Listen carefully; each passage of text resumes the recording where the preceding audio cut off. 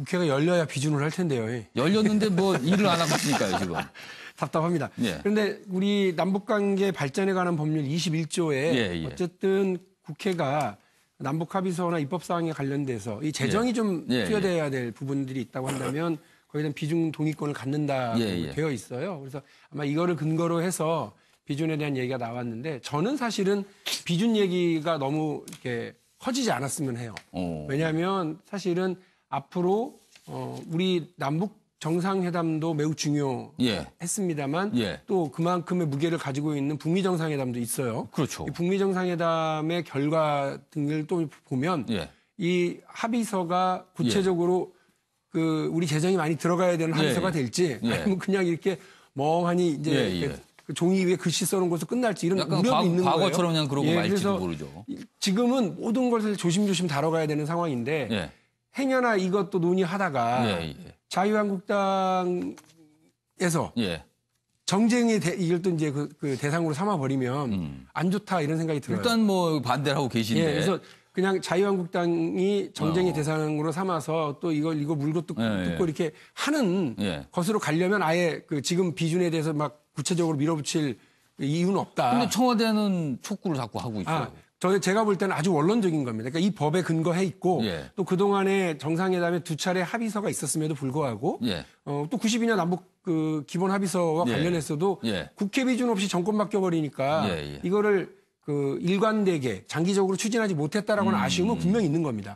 그러한 부분에서 원론적으로 이것을 해야 된다라고 하는 원칙은 분명한데 그 시기를 지금 당장 빠르게 신속하게 진행해야 될 사안이냐라고 한다면 저는 개인적으로는 그건 아니다. 조금 그래서 시간을 둬야 된다. 자유한국당도 좀 기분도 좀 풀고 자유한국당이 좀 국회 정상화되는데 좀 같이 해서 함께 박수치고 통과시켜야 되지 이 남북 간의 그 합의서가 말이에요.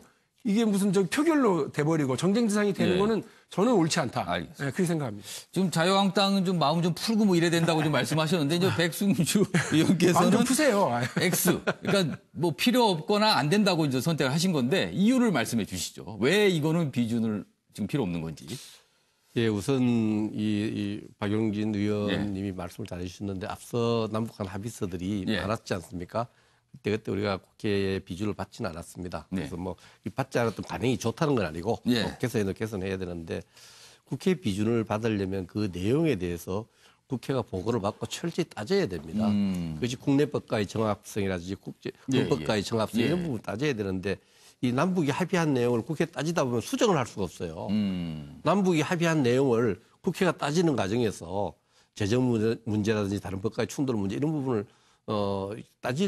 수정할 수 없는 문건을 행정부가 한 것을 국회가 이렇게 해달라 한다 해서 비준을 이렇게 해주는 것은 상권 분리 원칙에도 좀 안 맞다고 생각을 합니다. 그래서 한국당 내에서 국회 무시다라는 표현이 그래서 나온 건가요? 예, 절차적으로 그런 문제가 있고 그런 측면에서 본다면은 국회에서 국회 준비 과정에서 좀 우리나라 이 정치문화 좀 어렵지만은 중국에서 국회 지도자들하고 조금 의논하고 비준을 대비하는 어떤 노력들이 전반에 좀 있어야 되지 않느냐. 또 이후에도 지금 보고를 하고 치열하게 이렇게 좀 설명하고 이런 과정이 필요하다고 생각하고요. 지금 박용진 의원 오늘 참 좋은 말씀인데 이런 중요한 문건을 그 가반수라는 어떤 숫자의 노름으로 숫자의 원칙으로 다수결로 이렇게 하는 걸 맞지 않다고 생각해요. 주요 정당 간에 또 정당 간에 합의를 만들어서 가야 된다는 생각을 하는데 마침 문재인 대통령도 이 부분에 대해서는 반쪽짜리 비준은 원치 않는다. 주요 정당 간의 합의를 원하고 있기 때문에 우리 정당은 지금 상황에서 그런 검토가 없는 상황에서 절차적 흔결이 있기 때문에 좀 반대하는 입장을 그러면은 어떤 검토 그리고 정부의 상세한 어떤 설명과 어떤 뭐 부속적인 문건이 이제 다 국회에 도달해서 논의가 된다면 그때는 비준에 찬성하실 의향이 있다 이런 얘기인가요? 이 부분이 조금 어려운 부분이 남북 간에 합의한 문건이 되죠. 토시 하나 바꿀 수 없어야 비준이 의미가 있거든요. 만약에 합의된다면 약간 이런 거에 준하게 제가 볼 때는 마음에 안 드는 그 표현상이 굉장히 많거든요. 예를 들면 비핵화 관련해서도 남북한이 완전한 비핵화를 통해서 핵이 없는 한반도를 만들 공동 목표를 확인했다. 확인했다. 이 과거형 표현 진술 자체도 좀 마음에 안 들어요. 그러니까 아무튼 그런 좀 마음에 안 드는 내용이 있는데. 그래서 이런 부분들을 수정해서 할 수는 없는 내용인데. 그럼 어떻게 하시죠? 그래서 국회 비준을 일단 뭐 국회에 보고를 하고 비준 절차가 있으니까 치열하게 검토하고 이런 문제가 검토 과정을 안 거치겠습니까? 알겠습니다. 우선은 지금 그 내용으로서는 하여튼 지금은 안 된다. 제가 여기서 한 가지만 자유한국당 입장을 여쭤보고 싶은 게 있는데요.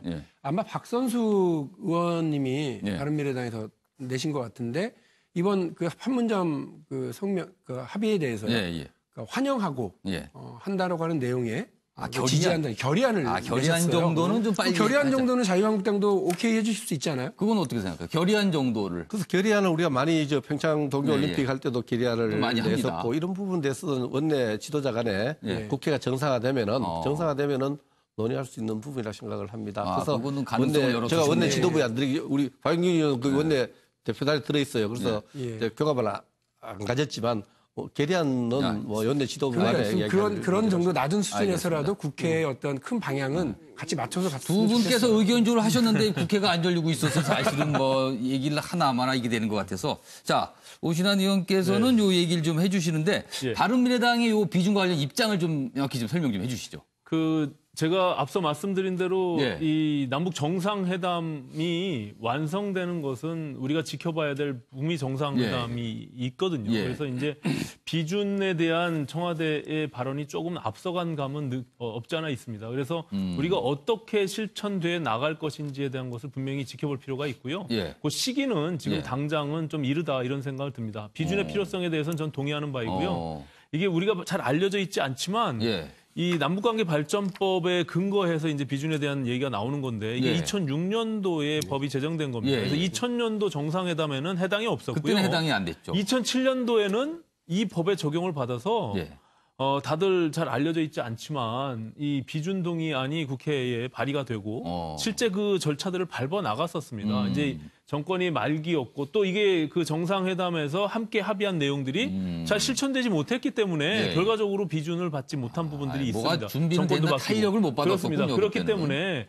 지금도 우리가 완전한 비핵화에 대한 그 실천적 로드맵에 대해서 충분히 우리가 검증 가능하고 확인이 됐을 때 그것은 얼마든지 국회에서 동의하고 비준을 받는 것이 당연하다고 생각하고요. 이게 하나의 그냥 종이 서류로서의 어떤 합의문으로서 그치면 그 비준이라는 것 자체가 무슨 의미가 있겠습니까? 서로 지키지 않으면 그냥 아무것도 안 되는 그냥 파기되는 종이 조각뿐이 아니니까. 저희가 화면으로 준비했는데 저 내용이 맞는 것 같습니다. 지금 바른미래당은 약간 조건부 찬성 정도로 저희가 봐도 될 것 같습니다. 지금 말씀하시는 거 보니까. 알겠습니다. 자, 김경진 의원께서는 어떻게 생각하십니까? 비준해야죠. 네. 그러니까 이게 가령 이제 법률상으로 따지면 예산적 조치를 수반하는 이런 내용이라든지 또는 기존의 법률 제도를 바꾸는 조항이 있는 경우에 지금 비준 동의 대상이고 그렇지 않고 이제 정치적인 또는 군사적인 선언적 의미가 있는 것은 굳이 비준 대상은 아니다. 이제 이렇게 분류를 할 수 있는데 가령 비준 대상이 아니라고 할지라도 실제 대한민국의 어떻게 보면 큰 틀의 근간이 움직일 수 있는 부분이고 또 대통령이 정책 추진을 이 남북관계 평화정책 추진을 얼마만큼 힘을 가지고 할 수 있느냐. 국회에서 비준을 받고 한다면 훨씬 더 힘을 가지고 탄력 그렇겠죠. 받아서 할 수 있겠죠.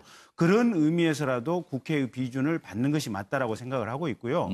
이제 아까 백승주 의원님께서 뭐 조문 개별적인 항목에 따라서는 조금 이견이 있을 수도 있지 않느냐. 그래서 이제 비준에 관한 부분이 상당히 좀 미묘하고 어렵다라고 얘기를 하시는데 가령 저희가 국회에서 예산 심사를 할 때 조금 미묘한 부분들이 있으면 이러이러한 부대 조건을 좀 다는 경우가 있거든요. 그렇죠. 그래서 행정부에서는 요건에 대해서 집행을 할 때는 요러요러한 조건을 준수해 가면서 좀 집행을 해줬으면 좋겠다. 이런 부대 조건을 달 수도 있는 문제고 제가 보기에는 큰 틀에서 박정희 대통령께서도 사실은 7.4 남북 공동성명 이끌어냈지 않습니까?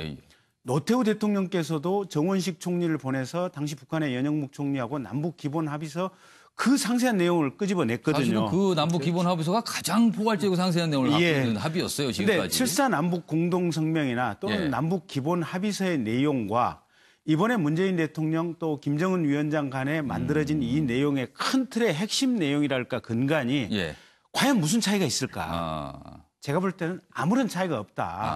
결국은 자유한국당이나 지금 보수 진영에서는 본인들이 주체가 돼서 했을 때는 밀어붙이지만 본인들이 주체가 아닌 남북 간의 합의에 대해서는 인정할 수 없다고 하는 사실은 이 주체와 관련된 이중적인 태도를 보이고 있어서 이번 기회에 정말로 문재인 대통령이 중요한 합의를 이루어냈으니 이런저런 과거 모든 어떤 경험과 역사에 비추어 봐서 적극적으로 또 전폭적으로 비준에 협조를 해주시는 것이 옳을 것이다라고 생각을 합니다.